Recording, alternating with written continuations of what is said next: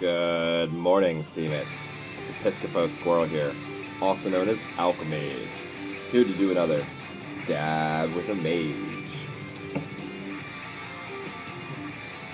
I'm really excited today.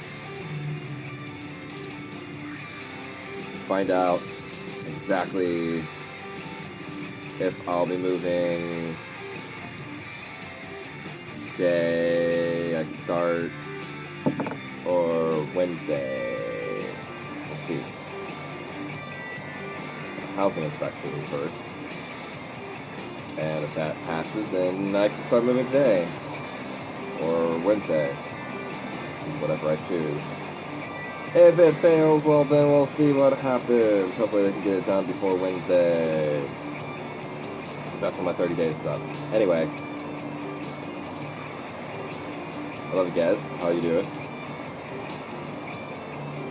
Today we're going to talk about original thought. I hope you're all doing well. I hope you're all ready for this interesting conversation. First, cheers.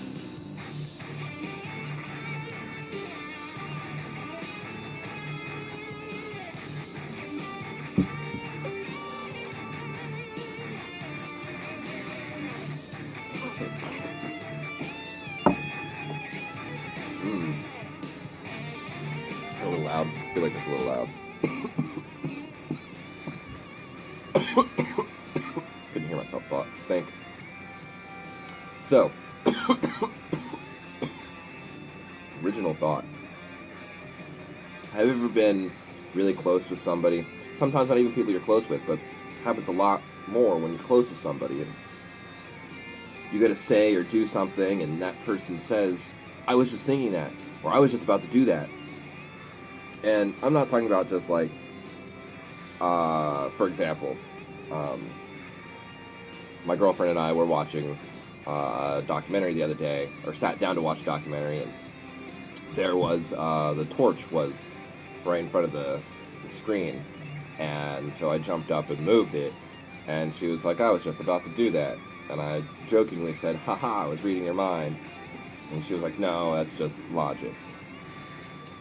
Obviously. So, like, times like that, those are just, like, logical, but I'm talking about, like, for instance, I was, in the other room, I was in the living room, and, she was doing something in the kitchen, and, I ran all the way into the kitchen while in the middle of, like, playing Call of Duty or something, and, did this task for her as she was coming out of the bathroom, about to come ask me to do this task. And, so that's not really, like, there was no real logic there. That was just me being, like, thinking, and this thought came to mind, and I ran and did this task. And she came out and was like, whoa, I was totally about to ask you to come do this. And so, where does that thought come from? Was I thinking it first, or was she thinking it first? So, it's a very interesting thing, thought. You know, people who are considered to be empathic, I believe everybody's empathic, and that just people who are considered to be empathic are just more in tune with their empathy than the rest of society. I think that, okay, that's a whole nother topic. Empathy. So anyway, people who are empathetic pick up on other people's thoughts, and so, like, everything is a frequency. All things are energy, and if all things are frequency, all things are vibration, then when two vibrations come into next to each other, they sync up, or they come into harmony, or they become entropic and destroy each other until they come into harmony, or into synchronization. And so, that being said, frequencies can pick up on each other. So, there's been instances where I've gone into a store, and the first thing I thought was, I need to steal that. Like, what? I have the money. I came in here to purchase this thing, and now I'm looking at something else that's completely unrelated and something that I don't even need, and don't have any interest in even like having in my life, and yet here I am thinking I need to steal it. So like, where's that come from? You know, it's very interesting. So like, I believe that energy can stay. Things pick up on other things' energies, and they become trapped, so to say. And so there's like, I can't think of the actual name of the technique, but there's a technique where you can, to help train yourself with this technique, you can go to like a library and pick up an old magazine and just focus on the feeling you get from the magazine, and see if you can pick up on people's thoughts and their memories and their energies, because it becomes imprinted onto these objects. And so like I said, everything is a vibration, everything is a frequency, and these frequencies I guess they don't learn, but they just pick up on each other and they stay within one another. And there is the memory of these energies everywhere, and depending on how strong that person is energetically depends on how strong their mark is left on things.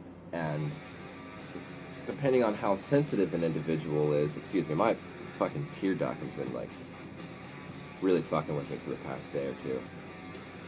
Anyway, so depending on how sensitive that another individual is to picking up energies depends on how well they are able to receive these imprinted energies that are left within as a memory everywhere. It's kind of like pheromones, you know, when you walk through a room, you leave a trail of pheromones. The same thing goes for energy. You leave an energy imprint, an energetic imprint, anytime you move, anywhere you go. And so yeah, that's energy imprinting. So original thought. You know, there's this idea called the 100th monkey effect. And I did a little bit more research into it today, and it turns out that whole thing was debunked as a study, as an experiment, because first of all, they only had 56 monkeys, so there was no 100th monkey. And the 100th monkey effect is supposed to say that once enough members of a society are displaying a certain characteristic, that characteristic suddenly appears throughout multiple different societies and just sporadically.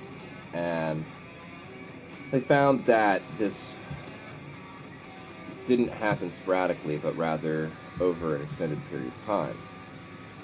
And I question these things in a little bit objective sense, and thinking, what is a short span of time when it comes to genetic evolution, when it comes to mind evolution, the evolution of the mind, of consciousness? You know, is a sporadic moment several years for evolution? Because you have to look at something at a much larger scale. So, for instance, for a tree, what is a year like for a redwood? You know, a redwood lives for hundreds and hundreds of years. So, they may even live for thousands. I think they may live for thousands. I'm not sure. I'll have to look that up. Anyway, regardless, say it lived for 500 years. What is a year like for something that experiences 500 years as a lifetime? If we experience this time in the way we do, could it experience time in a, how do I say that, in a different way than we do? Is it more expanded? Is it more quickly, where a day is like a minute, you know? Whereas like something smaller, a minute could seem like hours. It could seem like days. Anywho, these are all hypothetical thoughts. So what's interesting to think and see is these ancient cultures that had no communication with each other. You can see within their art, and you can see within their architecture that they build very and create very similar things. The easiest example being the pyramids, the stair-step pyramids. There is this phenomenon that goes on with these stair-step pyramids where there's a set of 3 doors at the bottom of them, and these 3 doors appear across the entire globe on stair-step pyramids. Just the fact that there's stair-step pyramids being built everywhere, that's an interesting note. It is a very simple way to create a structure, a monolithic structure, but those 3 doors, the way that they're created, they're all done exactly the same and placed in exactly the same place. So it makes you really think. If they didn't have communication with one another, perhaps original thought came into effect, where the thought jumped through the consciousness, and they created these structures without having any direct communication with one another. I don't know. Just a thought.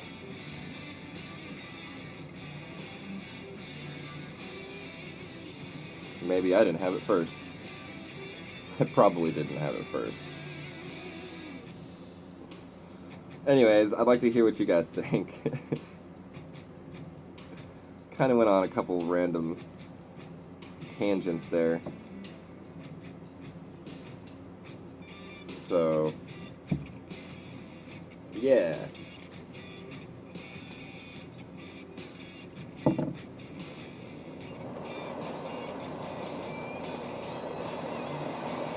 I'm really stoned and I'm really excited to finish packing and get moved into a new place. Oh my. Oh my. Y'all just don't even know. I'm sure some of you know.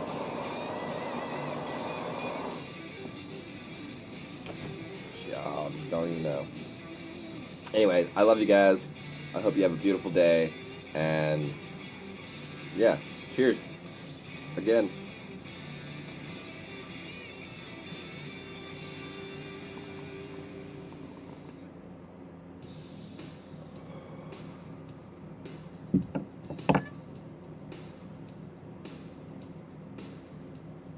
Blessings, damn it.